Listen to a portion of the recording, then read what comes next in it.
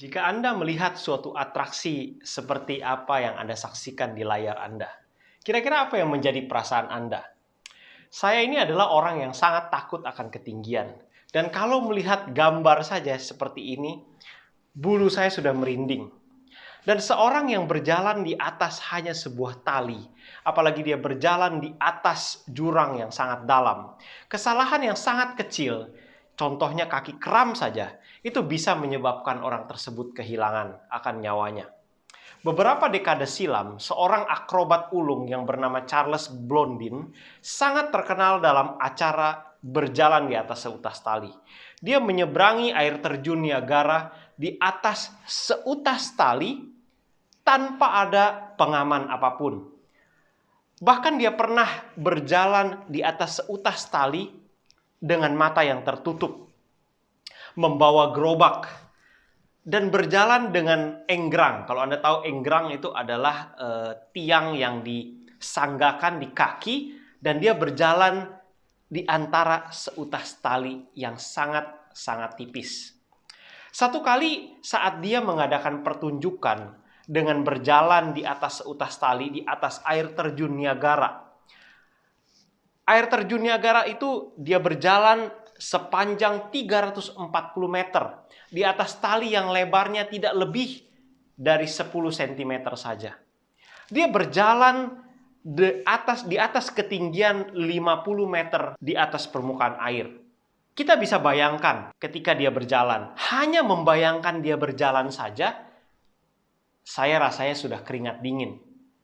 Ketika dia berjalan dan angin berhembus dengan cukup kencang, memperlihatkan bajunya yang mulai bergerak-gerak, lalu ditambah lagi dengan buih air yang muncul oleh karena air terjun, dan percikan-percikan air, lalu udara dingin membuat penonton seakan-akan menahan nafas. Ketika anginnya cukup kencang dan keseimbangannya mulai goyah, para penonton akan berteriak. Perjalanan melintasi tali seakan terasa sangat-sangat lama. Dan pada akhirnya sampailah dia di ujung daripada tali. Dan semua penonton bertepuk tangan, bersorak-sorak. Tak lama kemudian, Blondin bertanya kepada para penonton yang ada di luar sana. Apakah Anda melihat, ketika Anda melihat saya menyeberang air terjun Niagara di atas seutas tali, apakah Anda percaya bahwa saya bisa melakukannya lagi? Mereka semua katakan, kami percaya, kami percaya. Pertanyaannya lagi, apakah Anda percaya kalau saya dapat berjalan di atas tali ini dengan menggendong orang? Semua katakan, kami percaya, kami percaya. Nah, oleh karena kamu percaya dan kalian percaya, saya meminta satu saja, seorang volunteer atau sukarelawan yang mau saya gendong untuk berjalan melewati air terjun Niagara. Seketika itu juga suasana sangat hening. Tidak ada yang berani. Tidak satupun yang mau menjadi sukarelawan digendong oleh Charles Blondin melewati air terjun Niagara itu di atas seutas tali. Walaupun mereka semua melihat bukti bahwa Blondin dapat berjalan di atas tali melewati Niagara, mereka semua percaya bahwa Blondin dapat membawa orang untuk menyeberangi Niagara. Tapi tidak ada seorang pun dari mereka yang mau untuk digendong untuk menyeberang. Apa yang bisa kita ambil dari cerita ini? Kita sering sekali melihat bukti bahwa tulisan-tulisan Alkitab dapat kita percaya. Dari orang yang mengalami sendiri, bahkan dari pengalaman-pengalaman kita sendiri. Tapi berapa sering seperti para penonton yang menonton akan atraksi daripada Charles Blondin, yang ketika diminta untuk terjun mengalami sendiri, untuk melakukan apa yang dia minta, semua hening dan tidak berani. Ketika Tuhan meminta kita untuk melakukan apa yang menjadi firman-Nya, ketika kita seringkali mengatakan, saya percaya akan firman Tuhan. Tapi ketika kita diminta untuk melakukannya, apakah kita mau melakukannya?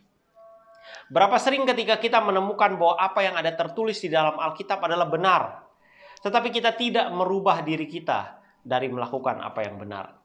Sebelum kita masuk ke dalam pembahasan kita, pelajaran Alkitab kita pada hari ini, mari sama-sama kita tunduk kepala dan kita berdoa. Bapa di dalam sorga, kami datang kepadamu dan kami ingin belajar daripada firman-Mu Tuhan. Berikan kepada kami Roh Kudus, taruhlah firman-Mu di dalam bibir hamba-Mu sehingga apa yang hamba-Mu katakan hanya berasal daripada Tuhan saja. Dan biarlah Roh Kudus melingkupi kami dan semua yang menonton, walaupun menonton melalui media online. Tapi kami boleh mendapatkan Roh Kudus yang sama, yang memberikan kepada kami kekuatan untuk menghadapi kehidupan kami. Di dalam nama Yesus kami berdoa dan mengucap syukur. Amin.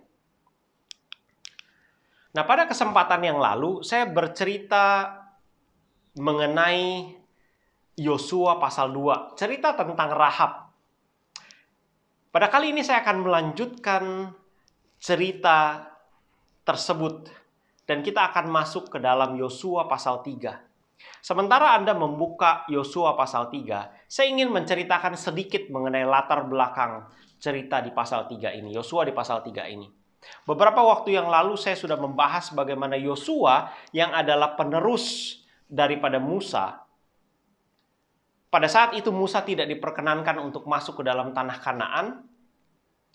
Dan Yosua akhirnya harus melanjutkan perjalanan dan perjuangan Musa untuk membawa orang Israel itu masuk ke dalam tanah Kanaan. Dan pada saat itu Yosua, yang kita tahu ceritanya di cerita yang lalu, Yosua sedang berada di Sitim dan dia melepaskan 2 pengintai untuk masuk ke Yeriko secara diam-diam dan melihat apakah mereka dapat mengalahkan kota itu. Dan ketika kedua pengintai ini pulang, mereka menyatakan bahwa wah, bangsa Israel kita akan dapat mengalahkan kota itu. Karena Tuhan telah membuat para penduduknya ketakutan. Di sanalah cerita Rahab terjadi. Melanjutkan cerita itu. Sebelum mereka sampai kepada tembok Yeriko dan masuk ke kota tersebut, mereka terlebih dahulu harus melalui Sungai Yordan. Nah, disinilah ceritanya mulai. Saya harap Anda sudah mendapatkan Yosua pasal 3. Mari kita buka Alkitab kita dan kita baca. Yosua pasal 3 ayat yang pertama. Yosua bangun pagi-pagi, lalu ia dan semua orang Israel berangkat dari Sitim. Masih ingat pada saat di Sitim Yosua melepaskan 2 pengintai dan sekarang mereka mulai berangkat setelah mereka mengetahui bahwa mereka akan dapat menduduki atau menguasai Yeriko. Maka berangkatlah mereka dan sampailah mereka ke Sungai Yordan dan bermalamlah mereka di sana sebelum menyeberang. Ayat 2. Setelah lewat 3 hari, para pengatur pasukan menjalani seluruh perkemahan dan memberikan perintah kepada bangsa itu, katanya, segera sesudah kamu melihat tabut perjanjian Tuhan Allahmu yang diangkat para imam, yang memang suku Lewi, maka kamu harus berangkat dari tempatmu dan mengikutinya. Ayat 4. Hanya antara kamu dengan tabut tersebut harus ada jarak kira-kira 2000 hasta panjangnya, itu kira-kira 1 kilometer. Jangan mendekatinya, maksudnya supaya kamu mengetahui jalan yang harus kamu tempuh. Sebab jalan itu belum pernah kamu lalui dahulu. Ayat 5. Berkatalah Yosua kepada bangsa itu, kuduskanlah dirimu, sebab besok Tuhan akan melakukan perbuatan yang ajaib di antara kamu. Ayat 6, dan kepada para imam itu Yosua berkata demikian, angkatlah tabut perjanjian dan menyeberanglah di depan bangsa itu. Maka mereka mengangkat tabut perjanjian dan berjalan di depan bangsa itu. Saya ingin pada pelajaran kali ini kita fokus kepada 4 orang imam yang memang suku Lewi yang mengangkat tabut perjanjian itu. Judul pelajaran kita pada hari ini adalah pahlawan tanpa nama. Siapa mereka? Saya menyandangkan nama pahlawan tanpa nama ini kepada 4 orang imam ini. 4 orang imam yang mengangkat tabut perjanjian. Alkitab tidak memberitahukan siapa nama-nama mereka. Tetapi ciri-ciri mereka jelas. Mereka adalah para imam dan mereka adalah orang Lewi.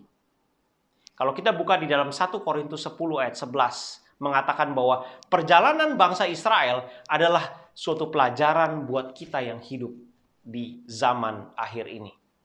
Dan 1 Petrus 2 ayat 9 mengatakan bahwa kita inilah bangsa yang terpilih, imamat yang rajani. Kita adalah imam-imam. Kitalah bangsa yang Tuhan pilih. Kita adalah Israel rohani.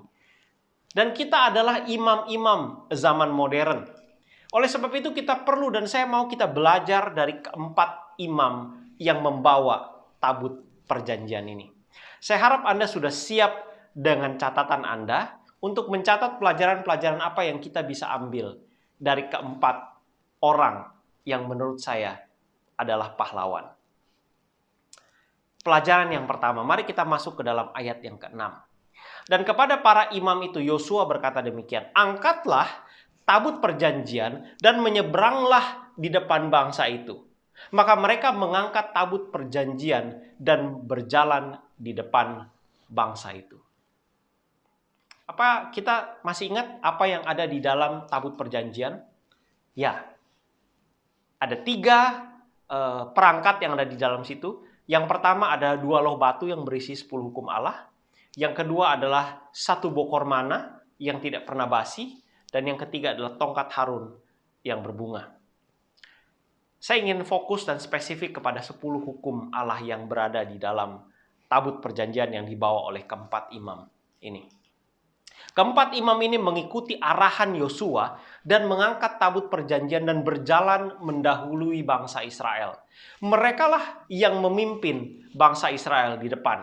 Dan mereka bukan hanya di depan, tetapi 1 kilometer jaraknya lebih di depan dibandingkan orang-orang Israel. Ayat 4 menceritakan bahwa harus ada cukup jarak antara tabut perjanjian yang dibawa oleh para imam, keempat orang imam ini di depan bangsa Israel yang mengikutinya. Harus ada kira-kira 1 kilometer. Apa tujuannya? Supaya bangsa yang banyak itu dapat melihat kemana arah tujuan mereka berjalan. Saudaraku sekalian, kitalah para imam itu. Kitalah yang meninggikan hukum Tuhan yang adalah pantulan karakternya. Dan itu kita bawa kemana saja kita pergi. Kita mungkin tidak mengangkat tabut perjanjian itu secara fisik sekarang. Tetapi pada saat kita menerima Yesus sebagai juru selamat kita pribadi, pada saat itulah kita didampuk untuk menjadi pengangkat tabut perjanjian yang berisi hukumnya, yang berisi akan karakternya.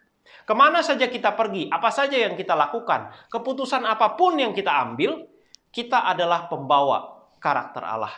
Setiap orang akan melihat kita sebagai contoh, terlepas dari apakah kita menjadi contoh yang baik atau contoh yang buruk.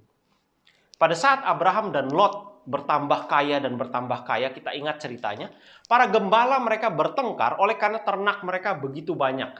Dan mereka berebut rumput. Kejadian pasal 13. Dan pada saat itu Abraham mengambil keputusan untuk berpisah dari Lot. Sebab mengapa? Sebab ada banyak bangsa-bangsa di luar sana yang melihat mereka bertengkar. Dan itu bukanlah hal yang baik untuk dilihat orang. Sangat menarik di zaman dulu ketika orang bertengkar, mereka akan berkata satu dengan yang lain, jangan bertengkar, malu sama orang Kristen. Tetapi zaman sekarang, justru yang bertengkar malah orang Kristen. Dan ketika orang luar bertengkar, mereka akan katakan, jangan bertengkar. Kalian mirip seperti orang Kristen. Saudaraku yang terkasih di dalam Tuhan, suka atau tidak suka, terima atau tidak terima, kita adalah seperti buku yang dibaca orang. Apapun yang kita lakukan, apalagi kita menjadi seorang Kristen, maka itulah yang dinilai oleh orang. Karakter yang kita tampilkan menunjukkan kepada orang lain Tuhan macam mana yang kita sembah. Satu kali China pada saat itu masih berada di bawah pemerintahan komunis. Pemerintahnya mengutus seorang penulis untuk suatu proyek menulis tentang seorang misionaris yang bernama Hudson Taylor. Siapa Hudson Taylor ini? Hudson Taylor ini adalah seorang misionaris yang menghabiskan 51 tahun hidupnya di China mainland untuk mengabarkan Yesus kepada orang-orang di sana. Oh, dia bisa, walaupun dia orang Barat, dia bisa berbicara bahasa Mandarin dan berbagai bahasa dialek-dialek di China. Dan pemerintah pada saat itu begitu membenci akan pergerakannya, sehingga proyek ini dibuat oleh pemerintah dengan tujuan untuk memberikan pandangan yang buruk dan menggagalkan pekerjaan daripada Hudson Taylor. Pada saat itu, penulis yang ditugaskan itu, penulis ini mencari fakta, menggali informasi tentang Hudson Taylor, dan mencoba untuk mencari jalan apa yang harus ditulis untuk menggagalkan dan untuk mendiskreditkan karakter daripada Hudson Taylor. Tetapi pada saat dia mulai membaca akan tulisannya, pada saat dia mulai mencari tahu, bertanya kepada satu dengan yang lain, bertanya kepada orang mengenai bagaimana si Hudson Taylor ini melakukan apa yang dia lakukan, bagaimana sifatnya, dan apa yang dia inginkan untuk dia lakukan. Dia menyadari bahwa ternyata Hudson Taylor ini adalah orang yang sangat-sangat menarik. Dan dia menyadari bahwa begitu besar kasihnya kepada orang-orang di China dan menginginkan akan keselamatan dan kebaikan daripada orang-orang di China. Orang-orang yang menjadi sebangsa si penulis ini. Dan dia menyadari bahwa dia tidak dapat lagi melanjutkan tugasnya untuk membuat tulisan yang mendiskreditkan Hudson Taylor dengan pikiran dan hati nurani yang jernih. Dan pada akhirnya dia mengambil keputusan yang sangat-sangat mengancam nyawanya. Akhirnya dia meletakkan penanya, dia meninggalkan pandangan hidupnya sebagai seorang ateis, dan dia menerima Yesus sebagai juru selamat pribadinya. Saudaraku sekalian, kita seperti Hudson Taylor. Kita adalah contoh untuk orang-orang di sekitar kita. Suka atau tidak suka, terima atau tidak terima, apa yang kita lakukan akan membawa orang apakah kepada keselamatan atau kepada kebinasaan. Pelajaran yang kita bisa ambil, apapun yang kita lakukan, saudara, akan dilihat orang. Dan kita sebagai pengangkat hukum Tuhan, kitalah yang seharusnya berjalan di depan dan memberikan contoh untuk orang lain. Mari kita masuk ke dalam pelajaran yang kedua. Pelajaran yang kedua, Yosua pasal 3 ayat 14. Ketika bangsa itu berangkat dari tempat perkemahan mereka untuk menyeberangi sungai Yordan, para imam pengangkat tabut perjanjian itu berjalan di depan bangsa itu. Ayat 15. Segera sesudah para pengangkut tabut itu sampai di sungai Yordan, dan para imam pengangkat tabut itu mencelupkan kakinya ke dalam air di tepi sungai itu, sungai Yordan itu sebak sampai meluap tepinya selama musim menuai. Ketika mereka berempat mengangkat tabut perjanjian, ini tabut perjanjian bukanlah barang yang ringan. Saya coba cari-cari di Google kira-kira berapa berat daripada tabut perjanjian itu. Beratnya adalah sekitar 150 kilo sampai 279 kilo. Yang artinya kalau diangkat oleh 4 orang, maka beban masing-masing daripada mereka adalah sekitar 37,5 kilo, kan dibagi 4. Sampai 70 kilo, ya ini kan ada range, jadi tidak pasti, ya karena mereka mencoba untuk mengira-ngira dari ketebalan kayunya, lalu emas yang menutupi akan tabut perjanjian dan lain sebagainya. Anggaplah barang atau tabut perjanjian yang dia bawa itu yang paling ringan, ya kemungkinan yang paling ringan. Kemungkinan yang paling ringan adalah sekitar 150 kilo. Untuk 4 orang, artinya satu orang mengangkat kira-kira sekitar 35, 37 kilo ya. Nah, anggaplah mereka mengangkat beban sekitar 37,5 kilo per orang. Sekarang saya mau kita masuk lebih dalam kepada cerita ini. Bayangkan kita sedang mengangkat sebuah peti seberat hampir 40 kilo. Dan berjalan di depan mengikuti arahan Yosua. Dan pada saat itu kita sudah sampai di pinggir sungai Yordan. Dan pada saat itu ayat di Alkitab mengatakan bahwa itu adalah saat menuai, di mana air sungai Yordan itu sedang melimpah dan meluap sampai kepada tepinya. Yosua 3 ayat 15. Dan Yosua 4 ayat 18 mengatakan hal yang sama. Sungai Yordan bukanlah sungai yang kecil. Pada saat sungai itu memiliki air yang meluap, sudah pasti air dan arusnya sangat deras. Dan adalah sangat-sangat berbahaya untuk berada dan bermain di pinggir sungai pada saat itu.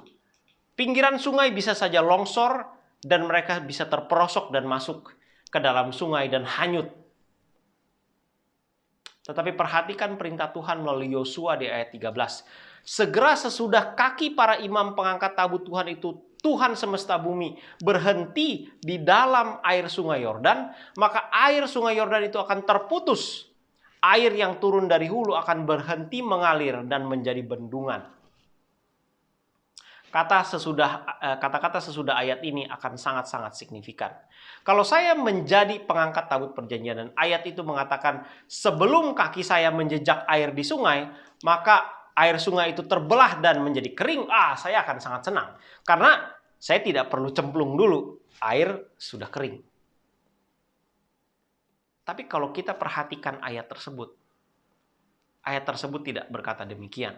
Pada saat itu, keempat imam pembawa tabut perjanjian itu, pada saat mereka berdiri di pinggir sungai dan Tuhan katakan, sebelum kamu masuk ke dalam sungai, maka air sungai itu akan menjadi kering.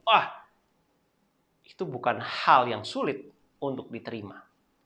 Tetapi ayat itu tidak berkata demikian. Ayat itu berkata pada saat kaki para imam itu masuk ke dalam air sungai, maka air sungai itu terbelah dan kering. Saudaraku, itu adalah masalah besar buat para imam. Mengapa? Karena bagaimana kalau misalkan airnya itu tidak mengering? Bagaimana jika kaki saya masuk dan air itu semakin kencang dan arusnya akan menghanyutkan saya? Bagaimana pada saat kaki saya masuk ke dalamnya dan dasar batunya itu licin? Bagaimana kalau kami hanyut? Dan saya rasa mungkin beban yang paling berat adalah 2 orang yang di depan, ya. Dari 4 orang itu 2 orang yang paling depan itu adalah yang paling berbeban berat. Tapi tidak demikian, tidak 100% demikian, karena orang yang di belakang sama-sama pegang tabut perjanjian. Kalau yang di depan itu hanyut, dia pasti akan terbawa. Dan itu bukan hal yang mudah. Keempat-empatnya ini harus percaya penuh akan apa yang difirmankan Tuhan melalui Yosua. Pada saat mereka turun, mereka harus mengatur keseimbangan di dalam air. Sungai yang deras. Anda bisa bayangkan ketika mereka membawa beban ini dan turun. Seluruh kepercayaan harus diletakkan kepada keempat pahlawan yang tanpa nama ini. Ada banyak alasan keempat pembawa tabut perjanjian orang ini tidak mau masuk ke sungai. Bagaimana kalau saya jatuh? Bagaimana kalau tabut perjanjian jatuh? Bagaimana kalau saya tergelincir? Apakah tidak lebih mudah jikalau airnya kering dulu baru kami masuk? Apakah Tuhan tidak tahu bahwa kami ini takut? Bagaimana kalau dari 4 orang itu salah satu memilih untuk tidak mau masuk ke dalam air? Apakah kita bisa, Yosua, kita diskusi dulu lah. Kira-kira bagaimana caranya nih kita masuk? Ya, siapa yang lebih dahulu? Ya, kita buang undi dulu lah. Tidak ada demikian, saudara. Air sungai itu begitu deras, tapi mereka harus percaya dari firman yang keluar dari mulut Tuhan melalui Yosua. Pasti akan Tuhan lakukan. Pelajaran kedua mengajarkan kepada kita bahwa diperlukan iman untuk percaya kepada firman Tuhan dan firman Tuhan saja. Seringkali kehidupan kita seperti saat keempat imam itu menghadapi sungai Yordan. Keadaan di depan kita, sungai yang begitu deras, arus yang begitu kencang, sepertinya memperlihatkan kepada kita bahwa keadaannya tidak mungkin untuk maju. Keadaannya tidak memungkinkan kita untuk menurut firman Tuhan. Di depan saya sungai yang begitu deras, masalah yang begitu besar. Bagaimana mungkin saya bisa melaluinya dan tetap membawa firman Tuhan di pundak saya? Mungkin di dalam pekerjaan saya bertanya kepada Tuhan, bagaimana saya tetap setia sama Tuhan ketika saya menghadapi masalah yang demikian besar? Padahal kalau saya melanggar saja, saya tidak melakukan firman Tuhan sekali ini saja, pasti masalah ini selesai. Hanya dibutuhkan kebohongan kok. Hanya dibutuhkan saya sogok sama orang. Itu saja sudah selesai kok. Tidak perlu saya tetap menjaga akan karakter saya tetap lurus dengan Tuhan. Bukankah itu yang kita hadapi sehari-hari? Tetapi sayangnya saudaraku sekalian, seringkali kita menutup akan mujizat Tuhan. Oleh karena kita memilih untuk tidak melakukan firman-Nya.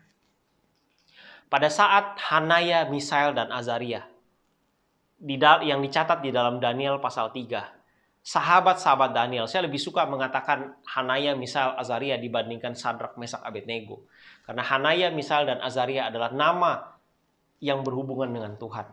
Dan di dalam Daniel pasal 3 ketika mereka diperhadapkan kepada keharusan untuk menyembah patung yang Nebukadnezar dirikan. Dan mereka tahu persis bahwa 10 hukum yang sebenarnya mereka sedang bawa. Mengatakan jangan ada padamu Allah lain di hadapanku. Jangan menyembah patung. Dan jangan sujud kepada mereka. Penurutan kepada Tuhan, penurutan kepada firman-Nya menyebabkan mereka harus dibakar di perapian. Tidak ada kemungkinan mereka untuk menurut perintah Tuhan. Segala sesuatu yang ada di depan mereka itu sangat-sangat berat. Dan saudaraku, pada saat mereka mungkin memilih untuk ya sudahlah, ini kan cuma sekali.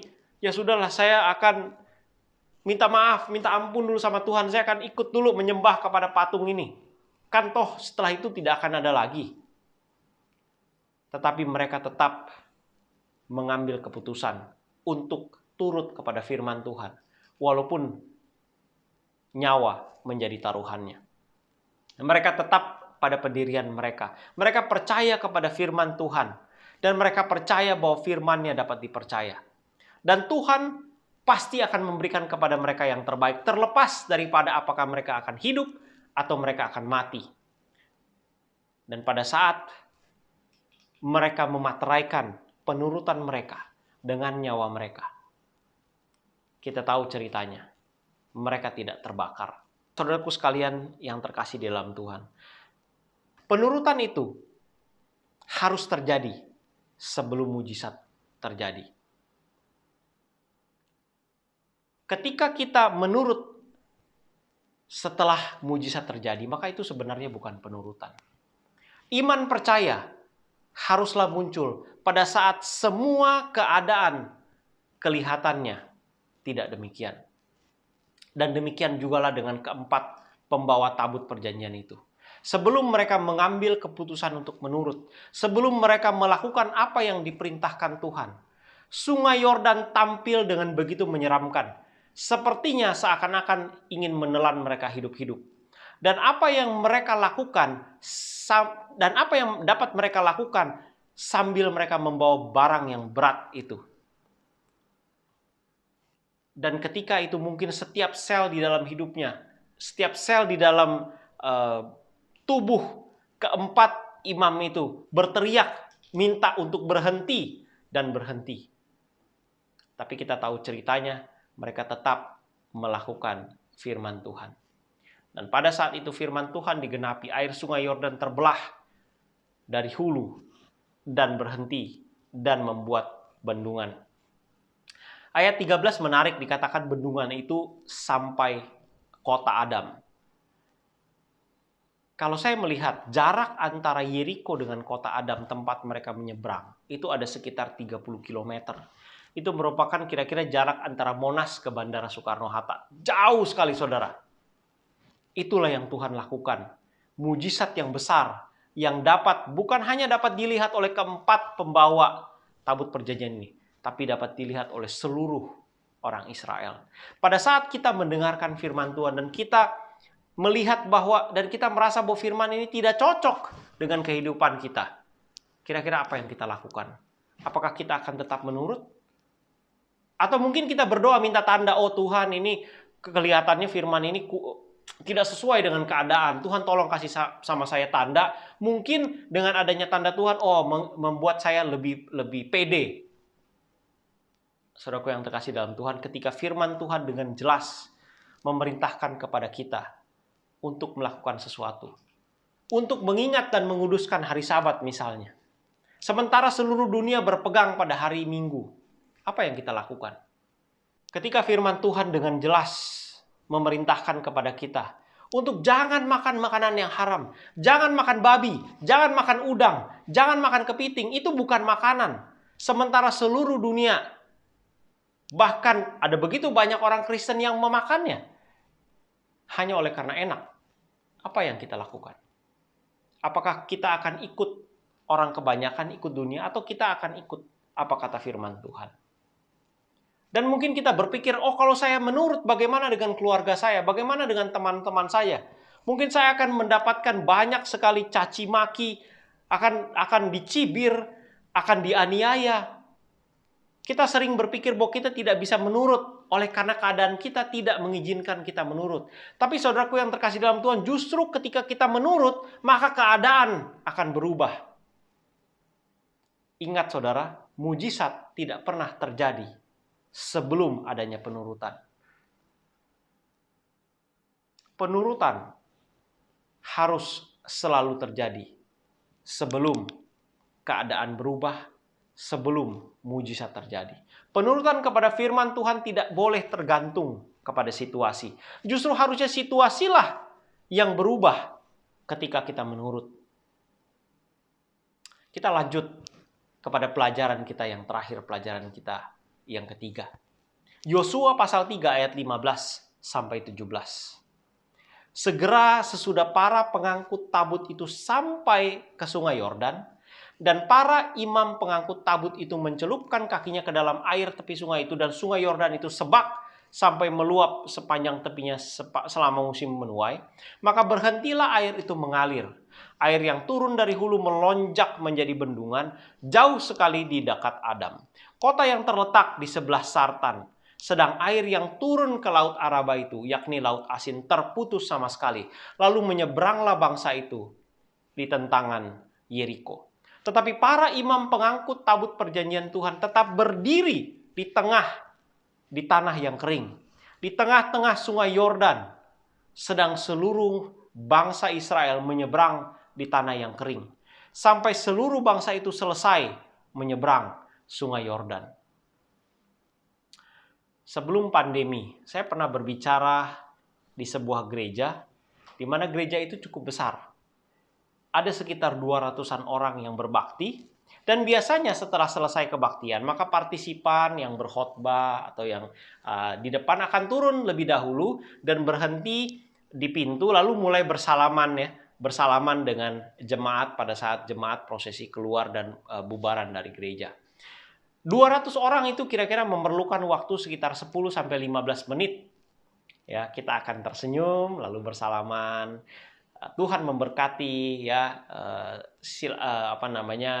apa kabar, mungkin bercakap-cakap sedikit, bersalaman, ya. Tangan kanan saya akan bersalaman, tangan kiri saya mungkin akan memegang Alkitab. Dan saya bayangkan saya harus melakukannya itu mungkin kira-kira sekitar 15-20 menit. Saudaraku sekalian yang dalam Tuhan, rasanya tangan kita ini agak pegal. Ya. Sekarang coba kita bayangkan keempat imam yang mengangkat tabut perjanjian itu, yang satu orang kira-kira hampir 40 kilo, harus tetap berdiri di atas sungai Yordan yang sekarang sudah kering dan menantikan seluruh bangsa Israel keluar dan lewat. Saudaraku sekalian yang terkasih di dalam Tuhan, tahukah Anda bahwa pada saat bangsa Israel keluar dari tanah Mesir, ada sebanyak 600.000 orang laki-laki saja. Kalau satu laki-laki memiliki satu istri dan 2 orang anak, maka 600.000 dikalikan 4 sudah sekitar 2,4 juta orang. Belum termasuk ternak mereka. Anda bayangkan, masih ingat ceritanya pada saat mereka ada di Mesir, orang Mesir ketakutan karena mereka berkembang biak dengan cepat sekali. Nah, Anda bayangkan ini terjadi di padang gurun, tidak ada hiburan. Saya yakin mereka dapat berkembang biak lebih banyak. Dan kita tahu ceritanya bahwa orang yang keluar dari tanah Mesir, mereka tidak akan masuk ke dalam tanah Kanaan. Mereka mati semua di padang belantara, padang gurun.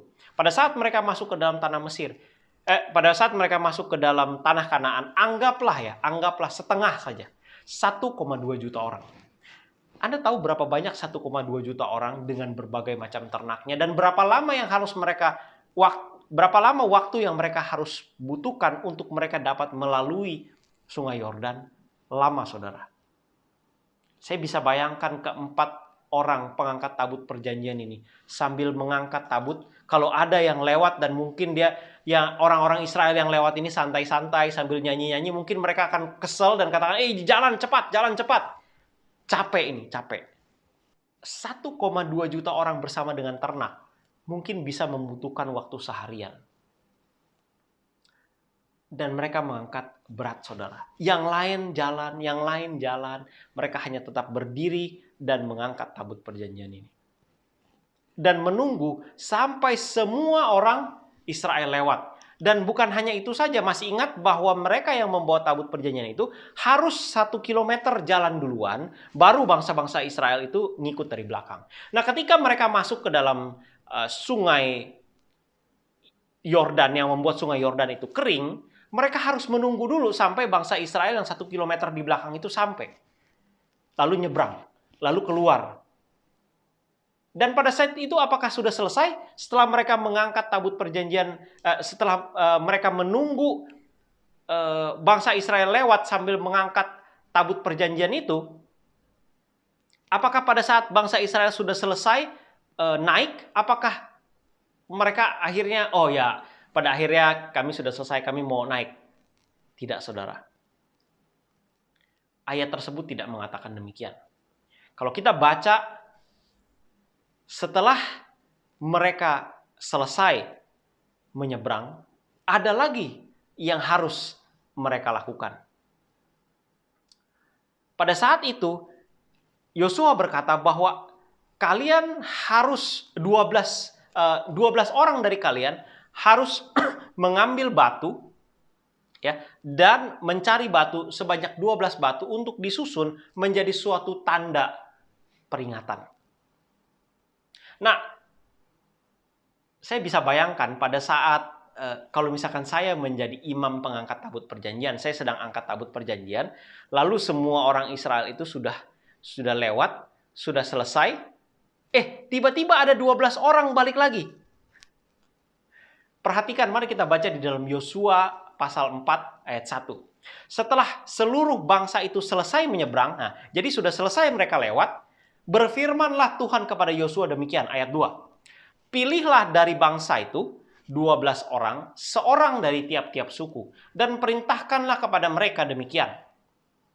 Angkatlah 12 batu dari sini. Dari mana? Dari tengah-tengah sungai Yordan ini, dari tempat berjejak kaki para imam itu, bawalah semuanya itu ke seberang, dan letakkanlah di tempat kamu akan bermalam nanti malam. Ayat 4, lalu Yosua memanggil ke-12 orang yang ditetapkannya dari orang Israel itu, seorang dari tiap-tiap suku.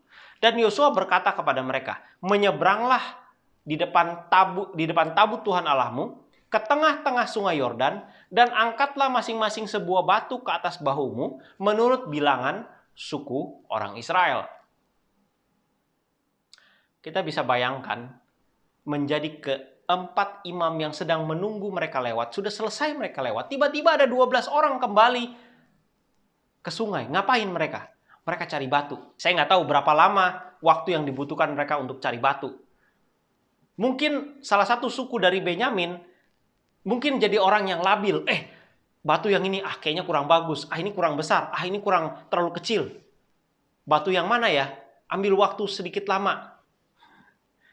Kalau Anda jadi yang imam yang membawa tabut perjanjian, sudah berapa lama angkat tunggu orang Israel lewat, ini lagi masih mau cari batu lagi.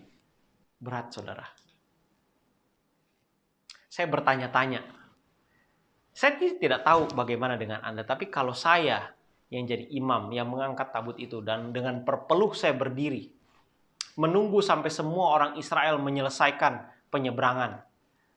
Lalu setelah itu saya menunggu lagi untuk mengambil batu menjadi peringatan. Dan barulah setelah itu saya lewat. Itu adalah menjadi satu hal yang sangat melelahkan. Mungkin pada saat itu saya akan ngomel-ngomel, saya akan kesal. Tapi itu tidak dilakukan oleh keempat orang imam yang membawa tabut perjanjian. Kita lanjut ceritanya.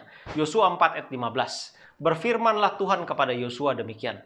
Perintahkanlah para imam pengangkut tabut hukum Allah itu supaya mereka naik dari sungai Yordan. Nah, akhirnya mereka naik. Maka Yosua memerintahkan kepada para imam itu demikian.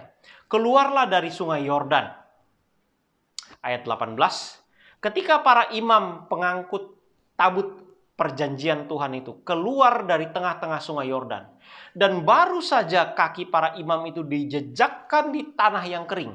Maka berbaliklah air sungai Yordan itu ke tempatnya. Dan mengalir seperti dahulu. Dan meluap sepanjang tepinya. Saudaraku yang terkasih dalam Tuhan, kalau saja salah seorang imam itu mengatakan, aduh, saya udah capek nih.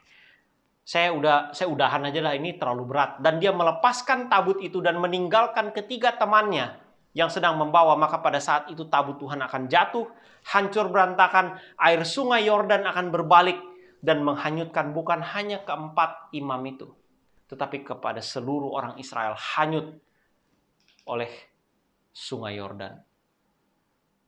Saudaraku yang terkasih dalam Tuhan, apa yang dapat kita pelajari pada saat kita berdiri di atas kebenaran? Pada saat kita mengangkat tinggi-tinggi firman-Nya, menurut kepada perintah-perintahnya, menjauhi larangannya.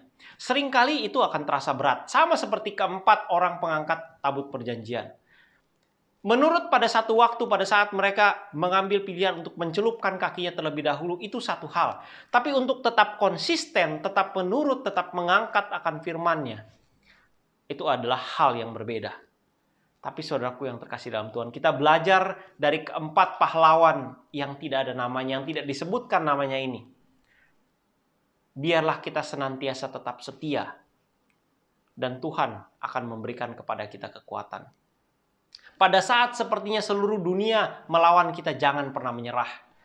Pada saat sepertinya kita berada di dalam kebenaran, kelihatannya melawan semua logika, semua keadaan itu sepertinya tidak masuk akal, rasanya tidak mungkin dan tidak akan sanggup kita untuk tetap berdiri di atas kebenaran.